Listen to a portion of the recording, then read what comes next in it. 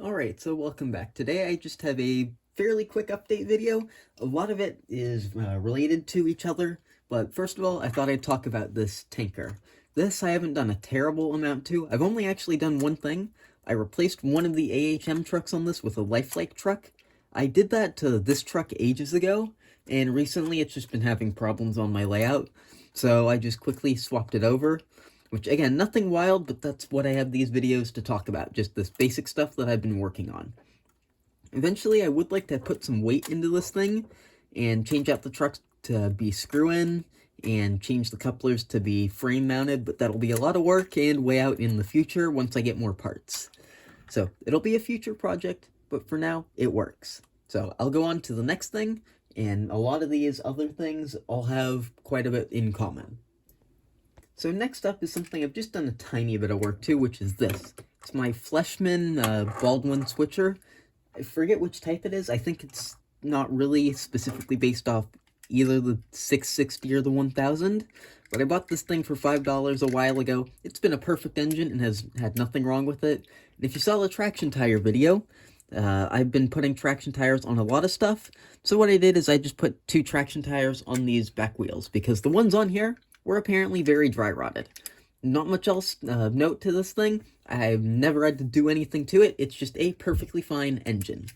Next up, I have an engine that's been on the channel for quite some time that I've done a little bit more to, which is this. You might not recognize the shell, but this is actually one of my first locomotives.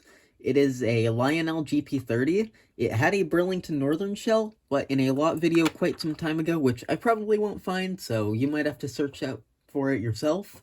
I got a Bachmann GP30, which had a bad chassis, but had this nice shell. So what I did is I put the nicer shell on this chassis, and another friend wanted the other chassis and the old shell just to be a dummy, so I gave that to them. This thing's just been sitting dormant because it hasn't had a traction tire, and as such, it's just not been able to run with much of anything. But now, it does actually have a traction tire where it needed one, so it can actually operate well. So, I believe that's it for all the models that aren't Tyco, which I will get into them now, and there's actually 4 of them. This next model is something that's been around for, I believe, nearly 3 years at this point. This is a Tyco Canadian Pacific F unit, I believe an F7. I got this for free in a lot quite some time ago, and I hadn't been running it much because it had a shredded gear and it didn't have any traction tires, which, as you can see, I've replaced the traction tires and I replaced the gear. So this thing actually runs quite well now. It had been sitting for ages again just because it didn't have any traction tires and it only was really one-wheel drive. So this thing now runs quite well, but I do eventually want to get this thing a truck cover. Also, a new one because this one's broken and I can't get another side truck on here. Also, if you can see, this little idler gear is cracked, so it does make a kind of clicking going down the tracks, but it's much harder to notice than a Bachmann. Next up is an engine I got in the same lot as the GP30 shell. This is a Tyco GP20, not a manual one like my other GP20, which again, this thing just had dry rotted traction tires, and all I've done is quite simply put some new traction tires on the thing. Don't know why there's some hair on it, but I got that off now. And not much more to note about this specific model. Now I've got one more Tyco that's just traction tires. It's my Spirita 76. I got this thing quite some time ago. This side of the paint, if you can tell, is much more faded.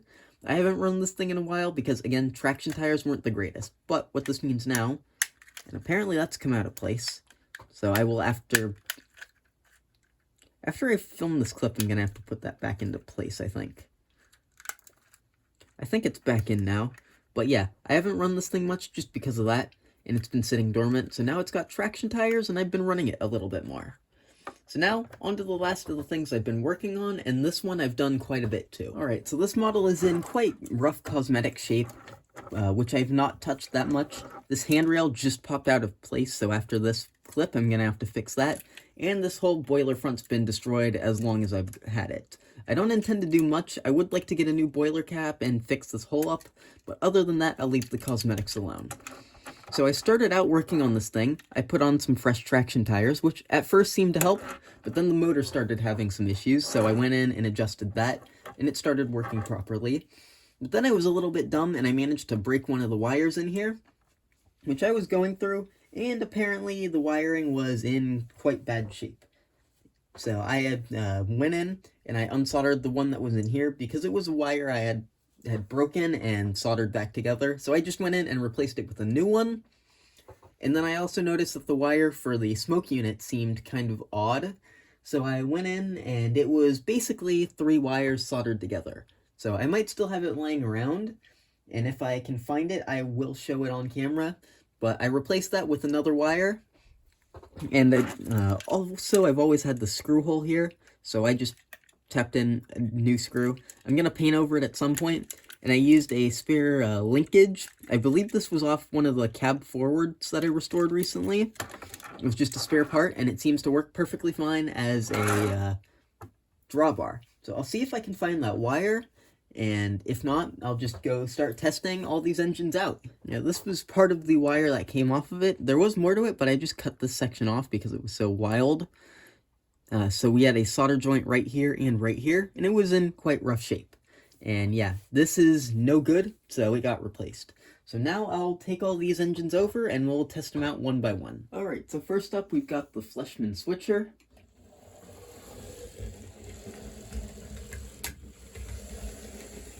Which, as you can see, it's a little bit noisy. It's exactly how it runs as I got it, except now the thing has some new traction tires. Next up, I've got the GP30, which again, it hasn't been on the channel in quite some time. I've neglected it for way too long, and I'm finally glad to have it running again. So it might need to be broken in just a little bit, because it's been sitting for quite a while. Let's see if I give it a wiggle, if that'll help.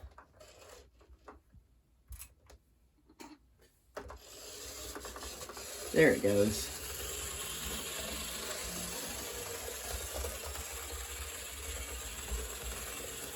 So we'll let this thing run around a few laps. It's just been sitting for quite some time. I also forgot to mention, I just before recording this replaced the front coupler on the thing. I'd like to give it Katie's eventually, but it had had a broken front coupler for at least a year now, so I finally got that sorted out. Next up, we've got the F unit. There it goes.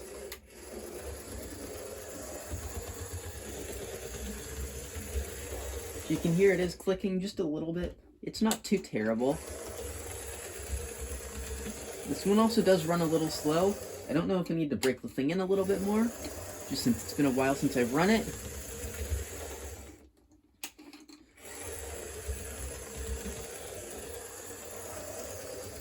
But yes, that is the F unit. Next up is the Chattanooga GP20.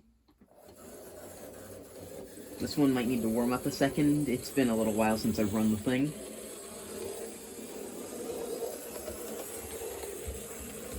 The video on this thing also didn't do all that well, so if you want to, definitely go check it out, because it's not all that bad of a video. Yeah, it's currently a little sluggish, but I think I just need to break it back in. I'll probably run these things quite a bit more after this video. Now we've got the last of the diesels, which is the Alco Spirita 76.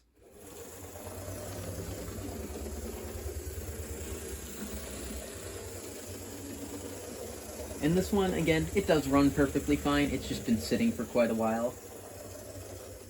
Run it backwards now. This one might also have a cracked idler gear. I've noticed that that's a common thing on a lot of these.